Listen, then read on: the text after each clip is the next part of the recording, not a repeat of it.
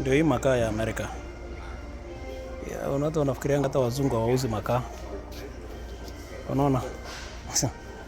Hii ndio vile wanauza makaa. Ukitaka uchome nyama yako, ndio hii makaa. Makaa unakuja kununua.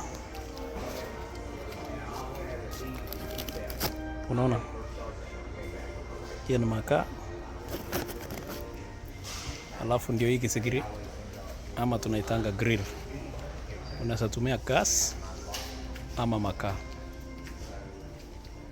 Vitu kama hizi ndio tunaitanga, unahitaji you need to go to a TTI to be able to weld this kind of stuff.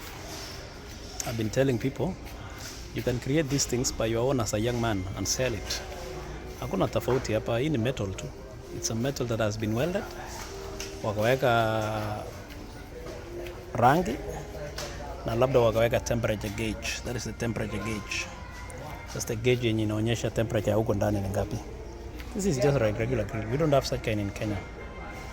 As a young man, if you want to be very active, I always tell people, these are things you use the Wi-Fi given by the government to learn.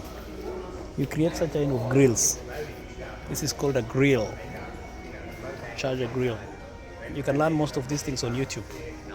It's very easy to make. It's not difficult if you are a very young guy who is very innovative and who knows what to do.